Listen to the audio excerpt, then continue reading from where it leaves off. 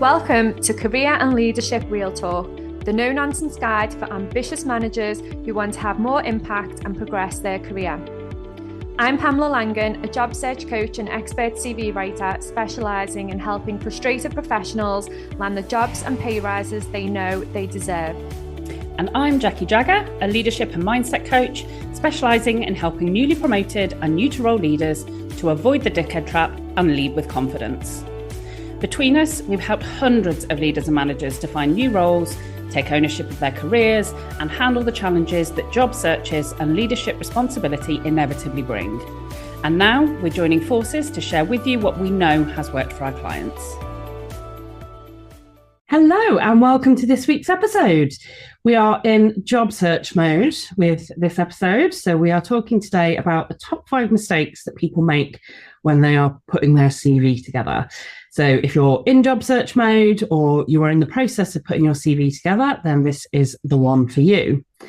So Pam, we do our workshops together around job search and putting CVs and cover letters together, but you also do a huge amount of work on this with your private clients.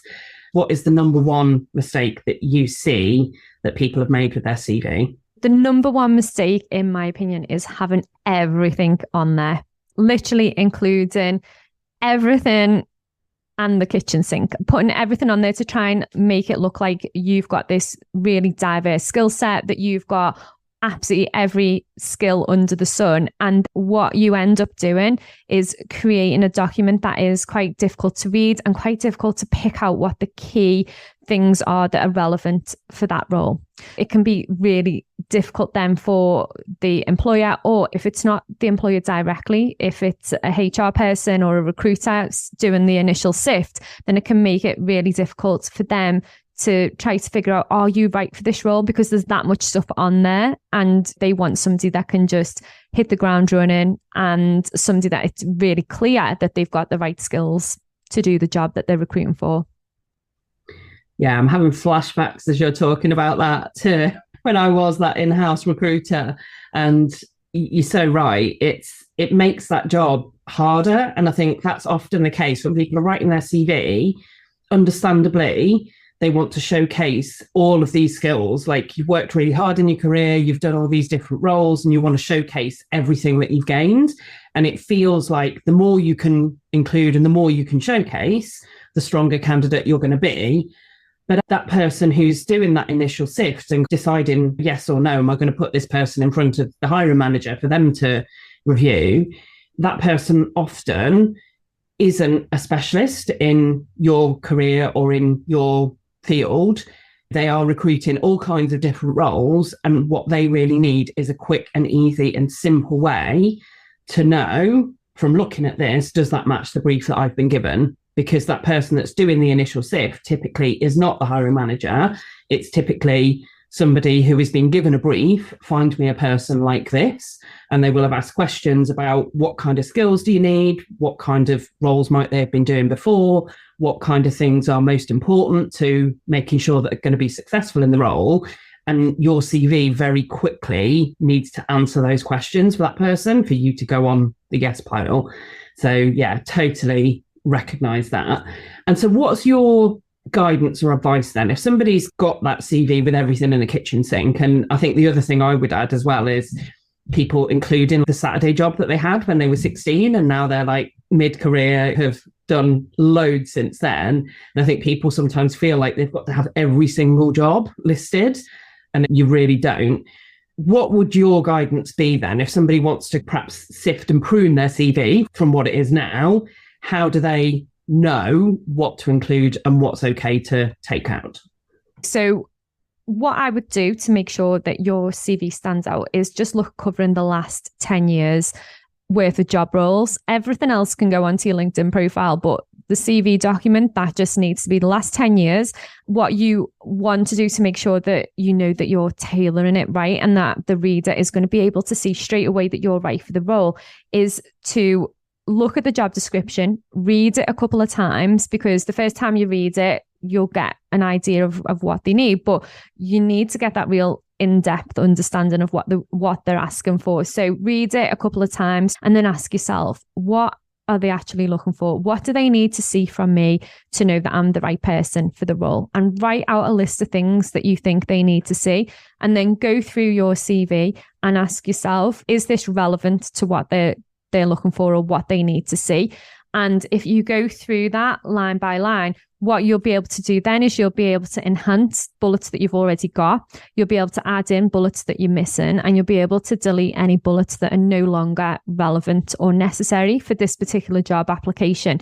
And if you do that for each job role based on the job description, then what you'll have is in each job role, you'll have the things that are most relevant, the experience that is most relevant, so that employer can really get a feel for your experience over the last 10 years. If you've had loads of contract roles, then you might only want to cover off the last 5 years. You don't want a super long CV with lots of duplication and repetition on there. You just want to give them a clear overview and make sure that your CV tells a story so that you're taking them through that journey and they can really get that understanding that you've got the experience that they're looking for. Yeah, I think that's great advice. And it's interesting as you're describing about having that job description as being the kind of guiding thing, because I think very often people will have a CV that they might tweak one or two things, but they don't apply that kind of depth of thinking, and they don't tailor the CV to each specific job description and job role. And I think particularly because the job boards make it so easy now for people to just do easy applies. Yeah, you can just use your CV that you've already uploaded and just apply for another role. It's very easy for people to just use one CV and try and use it for lots of different roles. And actually what you're saying there is if there's a job that you really want, then tailor it for that job. Make sure that your CV really reflects. And because most people don't do that, then comparatively, you will stand out more because most people will still have their generic CV with absolutely everything on. What's the second mistake then? So after throwing everything in the kitchen sink at it, what else do people do with their CV that they could improve? So a lot of people think that they need to write for the ATS, or the Applicant Tracking System as it's known, which for anybody that's thinking, what on earth is that? That is the software that some companies will run your CV through to pick out keywords, to basically do the initial sift on that round of CVs. So when people write to the ATS instead of the reader, instead of the employer or any human that is going to be doing that initial sift, what you will do automatically is you will just create a document that is full of keywords. Now, I've seen people put keywords and change them to white and put them in the headers, the footers, in all different places. So it looks like there's a bit of white space on the CV, but actually there's words in white behind that, and just try and cram in as many words as possible so that they feel like they're getting a better chance of getting through that applicant tracking system. Now, what can happen is while you might be able to get through the applicant tracking system, when it gets through to the reader, if they can't make any sense of your CV, if it doesn't make sense, if it doesn't tell a story, then the chances of you getting shortlisted are pretty slim.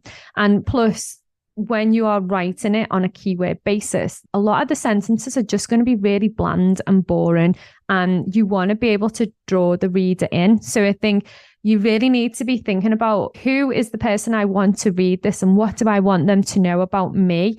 And obviously you're going to include some of those keywords, but the keywords are not going to be your number one priority. Telling that story is going to be your priority. I really recognise that. And I know when we've run workshops together, one of the things is that people are scared because understandably, the question is, I've got to get it through the ATS first, because otherwise a human's never even going to look at it because it'll be sifted out.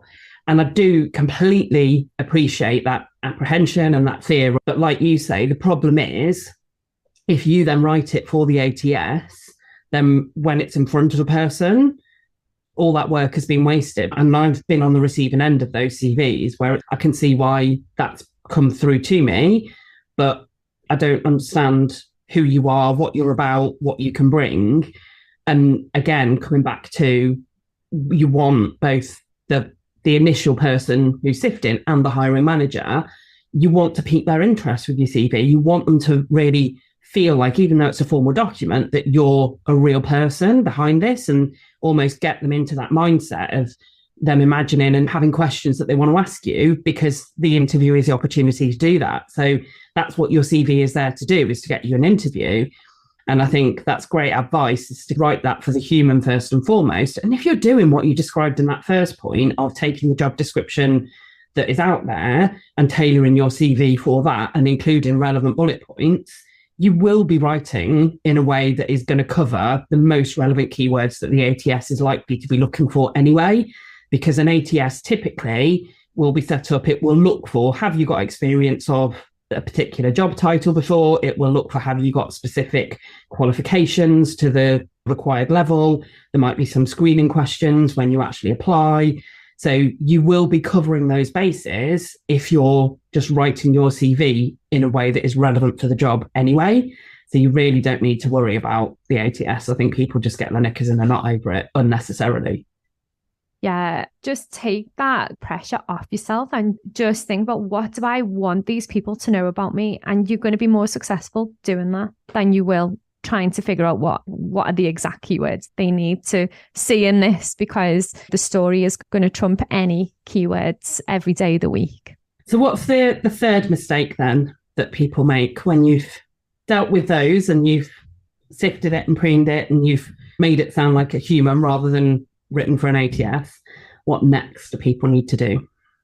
Third one is going to be using AI to write your CV. All of a sudden, ChatGPT is introduced and people start using ChatGPT to write the CV, to create their bullet points and everything. But what people didn't realize at the start, and I suppose at the start of it, it was fine because those CVs would then go into a process, and not many people were using ChatGPT at the time. So it was fine because then those CVs stood out. But what then started happening was that people were going to the interview, and how they'd positioned themselves and how they talked about themselves on the CV didn't match up with them in real life. So people were getting less job offers. And then what's happened now is, because a lot more people have discovered ChatGPT, a lot more people are now using it. So CVs are going into recruitment processes. And what we're seeing a lot of is those CVs look exactly the same.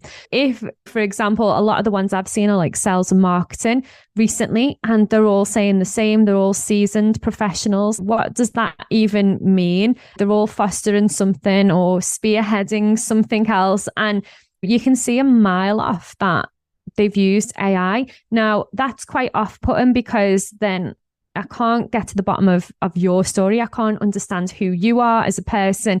And I don't really know, is this your experience, or have you just asked ChatGPT to write your CV? So it can be quite confusing, and lots of CVs are now getting rejected if it looks like AI is being used. And obviously, if they are using any kind of applicant tracking software, then they can input those keywords, such as, I think there's a couple of like ones that really drive me insane, which is, spearheading this and fostering that. And there's quite a few, actually. I probably should write a whole list of them. Those are the words that are allowing us to see that those CVs have been written with AI. And AI tools really struggle to translate certain experiences as well. They can only do it in one particular way. They're all using the same resources in the background. So if you're asking it to do certain things and write about certain things, it's going to the resources that it's got uploaded or wherever it's drawing on its sources.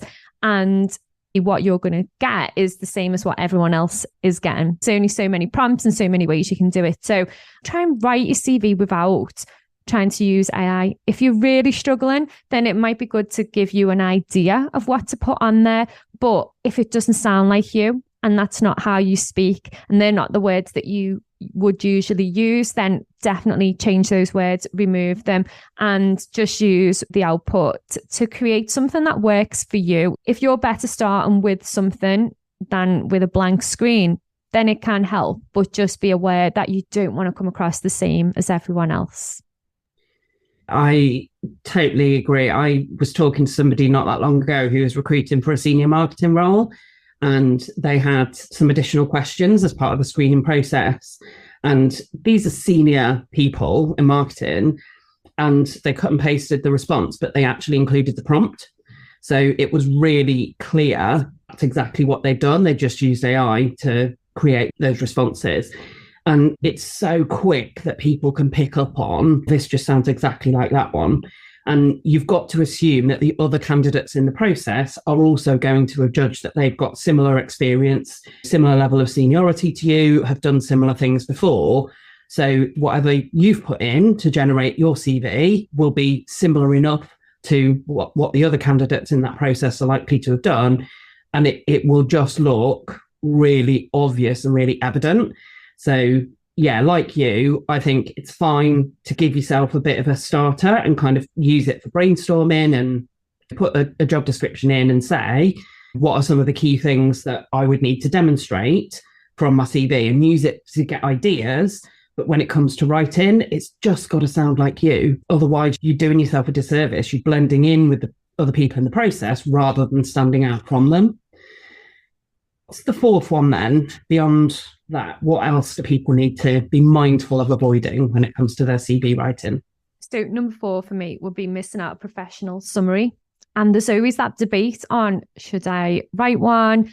Should I leave it out? Is it worth it? Will people read it? There is always that debate around it. But by leaving it out, you are really missing a key part of your story. And it's a real good opportunity at the top of your CV to show what you can do and what you've delivered and a little bit of an insight into you. It doesn't have to be a really long thing. It can be really simple, but just to give that real overview of who you are, what you can bring, even why you're passionate about the role. Now, lots of people are leaving them out of their CV because if you don't write professional summaries all the time, it can feel quite difficult to start with that blank page and write one that you feel looks good and represents you well. But it's worth really taking the time to think about, what does this employer need to know about me? And what can I put into 2 or 3 sentences that shows them that I'm the right person for them? And by doing that, because lots of people are leaving it out, because you think everybody does the same as what you're doing, but actually they don't. So you give yourself a better chance of standing out from the other CVs and hooking that reader in to read more about you as well. That's such a key point, that bit about hooking people in, and coming back to that point of put yourself in the recruiter's shoes. That's the space where really quickly and easily you're basically making it worth their while to read through your experience. And I think sometimes there's an assumption that recruiters will read through the whole of a CV. If they can't see straight off the bat that this is a CV with enough stuff to keep their interest, they won't necessarily read through the whole of that CV that you've spent that time doing anyway. And the professional summary is a really good way of hooking them in and giving them a reason to want to look at what experience have you had, what's the last couple of roles that you've done, and give them that initial positive impression that you could be the right candidate for this role that they're recruiting for. So, yeah, I didn't realise that people weren't doing that. I feel like I've missed the memo on that. I didn't realise that was a thing. I'm old school. There was always a professional summary. So I wonder if that's a newer thing. I think lots of people are just trying to find ways to apply as quickly as possible, get through the applicant tracking system, like just make the job search easier and quicker. But in my opinion, missing out makes it harder. If you're going to put in a professional summary that says I'm hardworking and dedicated and motivated and all of this kind of stuff, then it's probably not worth putting it in. But if you're going to talk to them and say, for example, I'm a marketing manager who's delivered X, Y, and Z, and this is what I can bring to your organization. This is what I'm passionate about. This is what I really enjoy doing. If you can summarize that, then that's really going to stand out. Like, because everybody is going to assume that you're hardworking, passionate, dedicated, and all that kind of stuff anyway, because if you're not, why would you be applying for our role? But I think it's really key to think about how you write that better. It's part of your story. It's part of you telling them your story. And I think if you approach it from that point of view, you're going to find it a lot easier to just write that couple of sentences that will make you stand out from the others. The thing that you've talked about several times as we've gone through these is the importance of that telling your story. And I think that's a message that doesn't get shared often enough with candidates, because a CV feels like a very formal document. It feels like it's quite static. But when you use it to tell your story and tell the story of what value you can bring and how you can contribute in the role that you're applying for, straight away, that elevates you compared to other candidates. And I've had it before where candidates that I've interviewed have then recognised from that initial screening call, actually, I've got some more relevant experience, or I've got more experience in that industry. Now that I understand the role more, they will sometimes then actually tweak and update. And I have to say, for me, those candidates are standout candidates because again, as a recruiter, you want the hiring manager to think that you're doing a good job. So anything that you as a candidate can do to help the recruiter is going to get you in front of that hiring manager, because you do set yourself apart. And I think that storytelling piece that you've talked about so many times as we've gone through is a really crucial one for people to pick up on and recognise. Does their CV do that? With taking the specific points that you've shared into account, but also on a more general level, that story piece is so vital. What's the final one then that made it into your top 5? Because I feel like there could have been about 27 more. Oh, I think there could have been 97 more. But the number 5, I think that is really key for right now. And because the job market is getting a little bit tighter and a little bit more difficult to navigate, I think standing out is more crucial than ever right now. So the amount of bullets on your CV is going to be number 5. So having loads and loads of bullets on your CV, like nobody's going to read them. So I would suggest by all means create a base version where you've got 15 to 20 bullets per role, but then have that tailored version so that you're not sending your CV with loads and loads of bullets. And I think the less bullets you've got, the more likely people are to read them, because they want to read on, they want to know more. So again, you're hooking the reader in, and you can pick out, you can ask yourself, you can be really strict with yourself and go, I've read the job description multiple times. This is what I think they need to see from me. This is what I think they're asking for. So what 6 bullets are going to demonstrate that?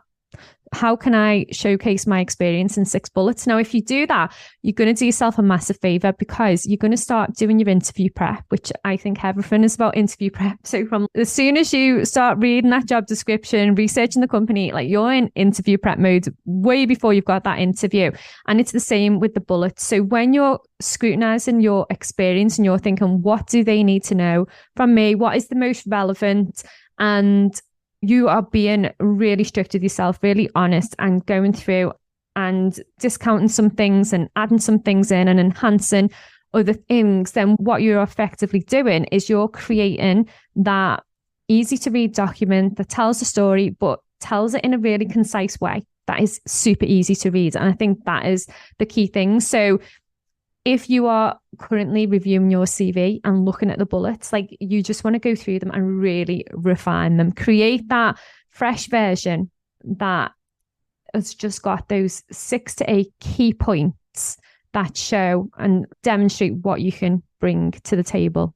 Yeah, and like you say, sometimes it can help to have a version that's got lots and lots, because depending upon what roles you're going to be applying for, you might want to pick out different ones to go into that version.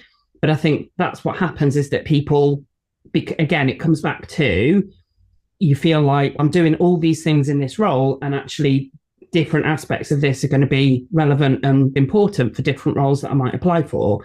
So again, I can see why people end up with lots and lots.